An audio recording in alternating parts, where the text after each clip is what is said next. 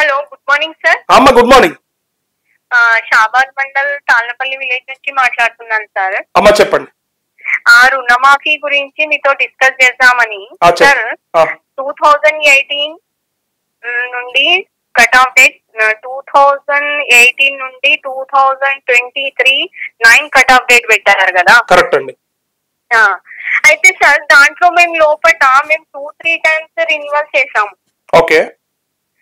దాని తర్వాత ఏమైందంటే మేము నవంబర్ లో మేబీ అక్టోబర్ లో మేము పే చేసేసాం సార్ బ్యాంక్ కి. ఓకే. పే చేసేసి ఏమైందంటే December 13 కి తీసుకున్నాం సార్ మేము. ఓకే. కట్ ఆఫ్ డేట్ తర్వాత అప్పుడేమో సీఎం గారేమో కట్ ఆఫ్ డేట్ పెట్టలేదు, మీరు వెళ్ళి తెచ్చుకోండి అని చెప్పండి మనకి.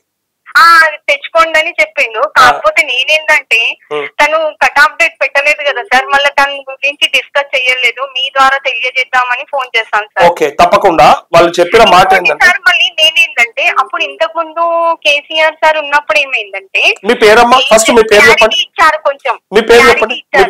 మీ పేరు నుజ్రత్ ఫాతిమా సార్. ఫాతిమా, ఏం చేస్తారు మీరు? ఏం చెయ్యను సార్, నేను ఖాళీగానే ఉంటాను. అట్లా కాదు, చదువుకున్నారా? చదువుకున్న ఉద్యోగమా? చదువుకున్నాను. నేను ప్రైవేట్ లో టీచింగ్ చేసేదాన్ని. ఖాళీగానే ఉంటున్నాను. పర్లేదు. అనేది ఇంత స్పష్టంగా అవగాహన ఉంది కదా లోన్ కి సంబంధించి.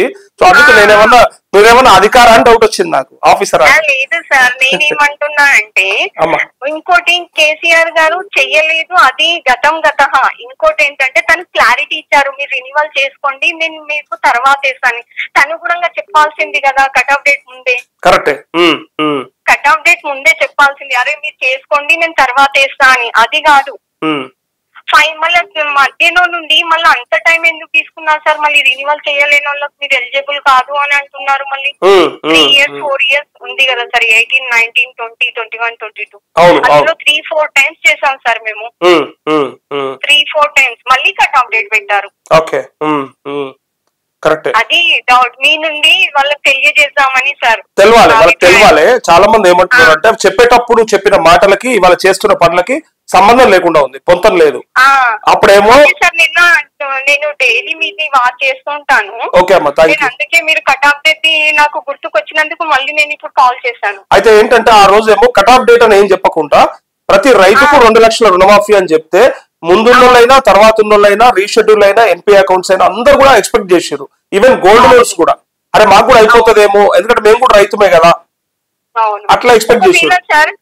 ఒకవేళ సార్ 2018 నుండి అన్నారు కదా, మేము అలాగే పెట్టినుంటే 4-5 lakhs అవుతుండే ఇప్పుడు.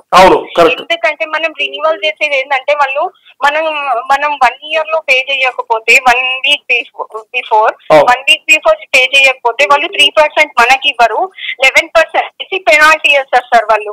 బ్యాంక్ వాళ్ళ రూల్ అది ఉంటుంది. భయంతో మనం కట్టాల్సి వస్తుంది. ఈవెన్ అకౌంట్ కూడా ఫ్రీజ్ చేస్తారు, రైతు బంధు అమౌంట్ పడితే కూడా ఇవ్వరు.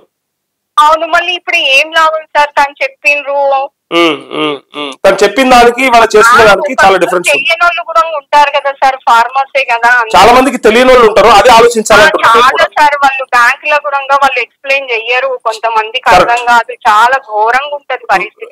కరెక్ట్ చెప్పినావు, కరెక్ట్ చెప్పారు. ఎందుకంటే చాలా ఘోరంగా ఉంటది, బాధ అనిపిస్తుంది ఒక్కొక్కసారి బ్యాంక్ కి వెళ్ళినప్పుడు. వాళ్ళు కాగితాలు పట్టుకొని లేదో బిచ్చగాల లెక్క నిలబడుతున్నారు బ్యాంకుల దగ్గర, ఎంత బాధ అనిపిస్తుంది వాళ్ళకు. అది కూడా నేను అది బ్యాంక్ కి వెళ్ళినప్పుడు కూడా ఎవరెవరు కలుస్తారో వాళ్ళకి చెప్తానే ఉంటాం, 1 week బిఫోర్ కట్టుకోండి మీకు 3% వస్తుంది, ఇంత లేట్ ఎందుకు అంటారంటే మాకు తెలియదు. అమ్మ తెలిసిన వాళ్ళే సరిగ్గా చేసుకోరు. డేట్ క్రాస్ అయింది అనుకో 11% పెనాల్టీ చేసేస్తారు సార్ ఆ డబ్బులు. నేనేమంటారు, తెలిసిన వాళ్ళే ఓసారి మిస్ అవుతుంటాము, తెలియని వాళ్ళు 3 times చేసాం కదా, మళ్ళీ ఏదో ఒకటి తీసుకోవాలి కదా వాళ్ళు. రుణమాఫీ అన్నప్పుడు రినివల్ ఉంటే కరెక్ట్ గా ఉంటే అన్ని. ఈవెన్ రెన్యువల్ అంటే ఏంటిదో కూడా చూస్తున్నారు. అమ్మా ఫాతిమా గారు, రెన్యువల్ అంటే ఏంటో తెలియని వాళ్ళు ఉన్నారు చాలా మంది రైతులు. అంటే లోన్ తెచ్చుకొని ఇప్పటిదాకా మళ్ళీ బ్యాంక్ వైపు చూడని ఉన్నారు చాలా మంది. చాలా ఉన్నారు సార్, 2018 కాదు దానికన్నా ముందున్న వాళ్ళు కూడా. ఎందుకంటే వాళ్ళకి ట్రాన్సాక్షన్స్ ఏమి రెగ్యులర్ గా ఉండవు, బ్యాంక్ కి వెళ్ళాలనేది వ్యాపారం కాదన్నది. ఎప్పుడో రైతు బంధు పడితే తెచ్చుకుంటారు, లేదంటే వడ్ల పైసలు పడితే తెచ్చుకుంటారు, అంతే కదా. సో అట్లాంటప్పుడు పంట అమ్మినప్పుడు వచ్చే డబ్బులు తప్ప వేరే రైతుకి ఇంకా అసలు బ్యాంకుతో సంబంధం ఉండదు, పోడు. కాబట్టి ఈ రెన్యువల్ అనేది కూడా తెలియక చాలా మంది మిస్ చేస్తారు. అయితే బ్యాంక్ అధికారులకు ఉండాలి సోయి, వాళ్ళు వేయాలి అక్కడ లిస్టు. ఇగో పలానా పేరు ఉందంటే ఒక రైతు చూసి ఇంకో రైతుకు చెప్తాడు, అయ్యా నీ పేరు ఉన్నది మరి కదా అంటే ఎందుకో అనుకొని పోయి అడిగితే చెప్తారు, ఇగో నీది రెన్యువల్ చేయాలంటే ఏమేమి ఇవ్వాలి సార్, మళ్ళీ ఏమైనా డాక్యుమెంట్ ఇవ్వన్నా, పైసలు కట్టన్నా అంటే చేసుకుంటాడు కదా ఆయన. అవును సార్. ఇంకోటి ఏంటంటే వాళ్ళు క్లారిటీ ఇవ్వట్లేదు సార్ గవర్నమెంట్. సరే ఇప్పుడు కావట్లేదు కదా, ఒక 5-6 months 1 year అని చెప్పాల్సింది కదా. మళ్ళీ ఇంకోటి కట్ ఆఫ్ డేట్ పెట్టి, అది కట్ ఆఫ్ డేట్ వల్ల అయితే చాలా ఉంది సార్.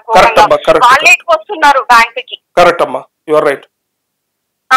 వాళ్ళు కట్ ఆఫ్ డేట్ ఒక 6 months, ఇప్పుడు 1 month లో అవ్వట్లేదు, 6 months పెట్టాల్సింది, 1 year పెట్టాల్సింది. అసలు ఏ షరతులు పెట్టకుండా నేనేమంటున్నా, ఈ షరతులన్నీ ఎందుకమ్మా, మన పైసలు మనకి ఇయ్యనీకి, ఇది ఏ షరతులు వర్తించకుండా అని అంటేనే నేను మీకు కాల్ మన పైసలు మనకి ఇయ్యనీకి ఏ షరతులు వర్తించడం ఎందుకు, అసలు ఏది లేకుండా 2 లక్షలు చేసేస్తే అందరు హ్యాపీగా ఉంటారు కదా. వాళ్ళు చెప్పిన 31,000 కోట్లే కదా అడిగింది, మనం అంతకంటే ఎక్కువ 10,000 కోట్లు ఎక్కువ ఇవ్వమంటున్నాం మనం.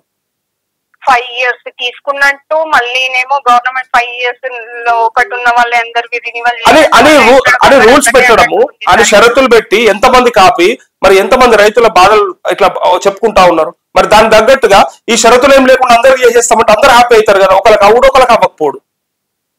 వాళ్ళు పొలాల దగ్గర ఇలా చాలా మంది రైతులు ఫోన్ చేస్తుంటారు నాకు, అన్న నేను బాయికాడికి పోయి పార్కం పెట్టకుంటే ఇలా పోయి బ్యాంకుల చుట్టూ తిరుగుతున్నా, లేదంటే ఏవో చుట్టూ తిరుగుతా ఉన్నా, రైతు వేదికల కాడికి పోతున్నా అని ఏడుస్తా ఉన్నారు కూడా కూడా.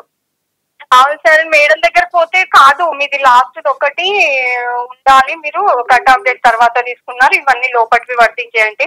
మేము అడిగింది ఏంటంటే మేడం కి, మీకు గవర్నమెంట్ చెప్పింది మీ రూల్ మీకు కరెక్ట్ గా ఉంటాయి, మాదేంటంటే క్వశ్చన్ ఇందులో 3 times 4 times చేసుకున్నాం కదా, దేనిలో ఒకటి వర్తించాలి కదా, లేకపోతే మీరు 5 lakhs కడతారా మేము ఊరుకుంటే, మరి రెన్యువల్ చేసుకోకపోతే మీరు 5 lakhs పే చేస్తారా అని అడిగినా మేడం.